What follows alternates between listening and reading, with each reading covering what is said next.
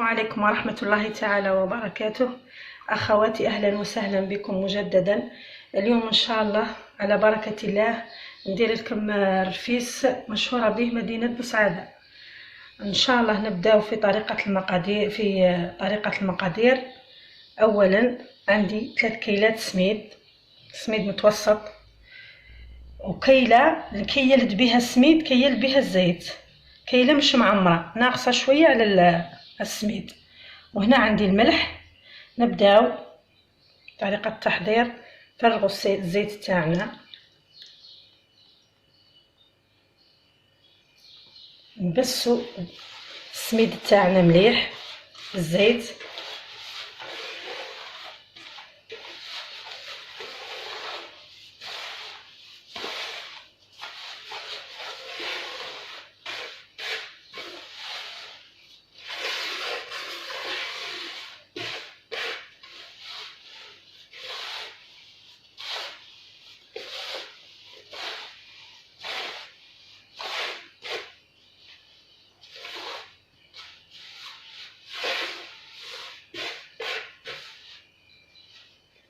نضيف الآن الماء،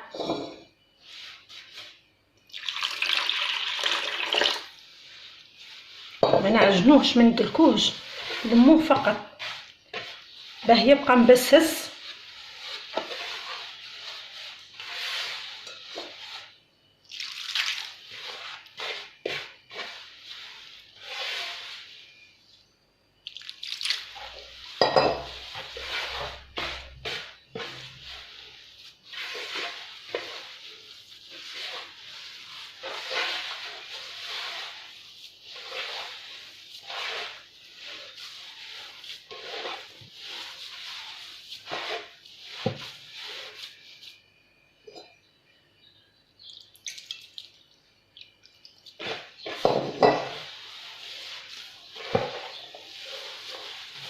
هذا يسموه المذكر نديرو به الرفيس. نلموه مليح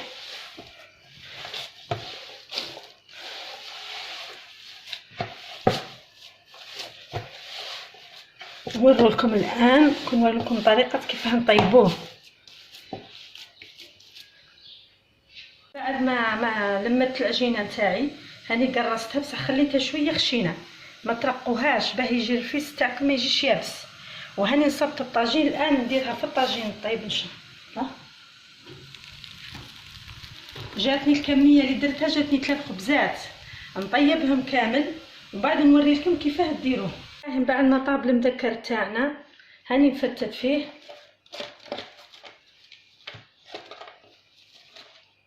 تفتوه باي شيء عندكم تفتوه.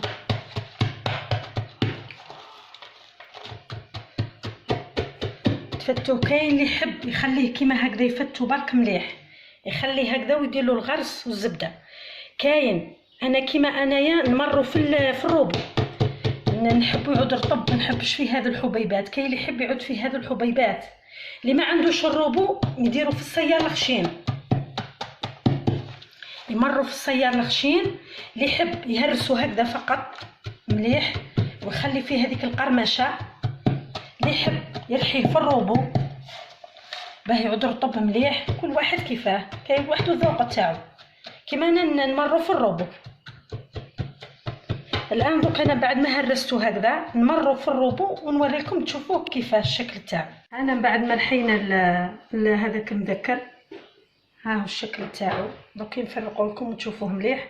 3 كيلات درت منه 3 كيلات، كيله غرس معمره مليح وسخنتو. تحبوا ديروه في الميكرو اوند يولي الشكل تاعو هاك، تحبوا تفوروه. عندي كيله زبده، لازم في هذه الوصفه تجي الزبده، ما تجيش مارغرين ولا حاجه اخرى، لازم الزبده. الان نبداو طريقه التحضير. نفرقوا هذاك المذكر تاعنا.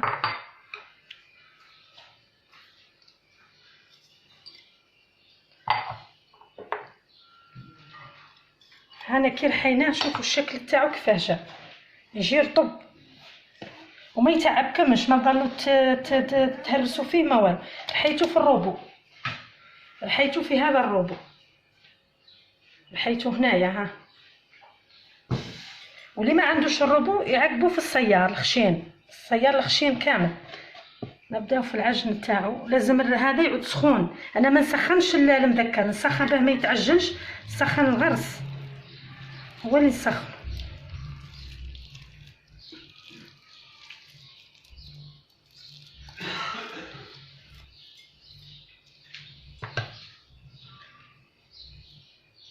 شويه سخون.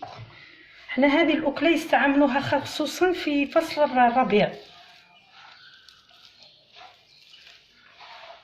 يستعملوها في يناير، في شهر يناير نقولوا له حنا راس العام. كاينين بيوت يستعملوا الرفيس. نعجنوه مليح، لازم نعجنوه زين. ندخلوا الكسره تاعنا في الغرس.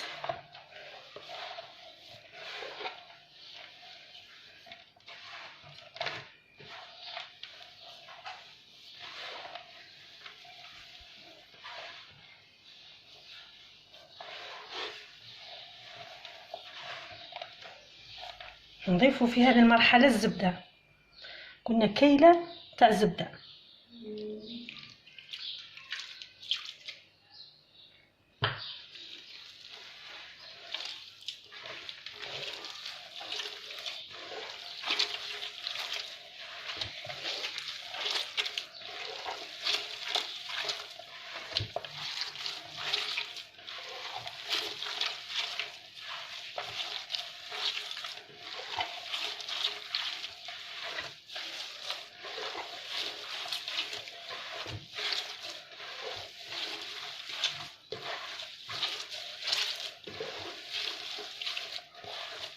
انا في الاخير نزيد لمسه كيما نزيد زبده.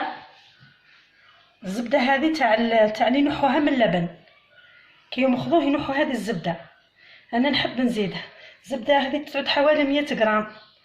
يجي البنه تجي فيه بنه مليح.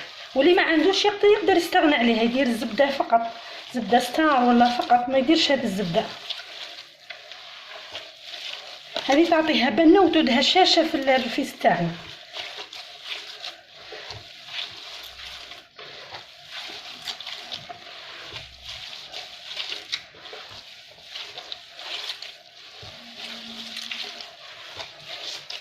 ها الرفيس تاعنا الان جاهز، نوريه لكم في صحن التقديم. اول رفيس درناه لكم في صحن التقديم، ان شاء الله تجربوه ويعجبكم. ومرافقينه مع اللبن، ها هو راه لازم يكون معه اللبن. ان شاء الله تجربوه ويعجبكم. والسلام عليكم ورحمه الله تعالى وبركاته.